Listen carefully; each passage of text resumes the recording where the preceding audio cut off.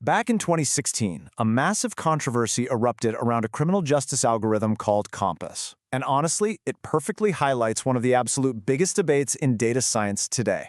Here's what happened. Investigators found that this COMPAS algorithm was actually treating black and white defendants differently in its risk predictions. When the system came under heavy fire for this, the company behind it immediately rushed to its defense. Their main argument: accuracy. They claimed that their proprietary black box system simply worked better than anything simpler ever could. They basically insisted that all that complex, hidden math was entirely necessary to get good performance. Well, researchers at Dartmouth decided to actually put that claim to the test. They built a plain, incredibly simple logistic regression model using just two numbers, literally just a defendant's age and their number of prior convictions. And the result? No way around it, it perfectly matched the accuracy of COMPAS. No proprietary black box was required whatsoever. Those two simple numbers did the exact same job as this massive, impenetrable algorithm. That story brilliantly illustrates what we call the core tension of interpretability. You see, models exist on a spectrum. On one side, you've got fully transparent models, and on the exact opposite side, completely opaque ones. Because of this, there's often a very real trade-off between how well a model performs and how easily we humans can actually understand what it's doing behind the scenes. So, looking across this spectrum, on the fully transparent end, we have things like linear regression, where you can literally just read the formula to see exactly what drives a prediction, or decision trees, which you can just draw out like a simple flowchart.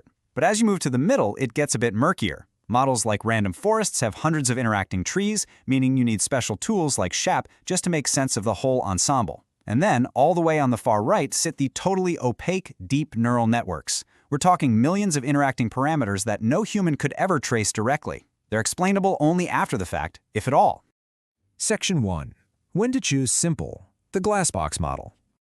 Okay, so when do you actually use these simpler models? Well, simplicity really wins in three key scenarios. First, for high-stakes decisions where you have real human oversight. Think medicine, lending, and criminal justice. Why? Because people actually trust and use models they can understand. Second, whenever you're facing regulators. Trust me, it is vastly easier to defend a 5-feature logistic regression than a 5 million parameter neural network. And third, debugging.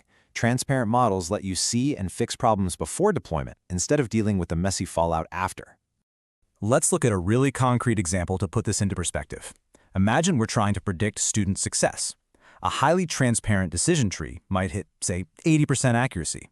But meanwhile, a complex, hard-to-read ensemble model reaches 85%. This brings us to a really critical question. Is that 5-point gain actually worth losing the ability to show a struggling student exactly why they were flagged?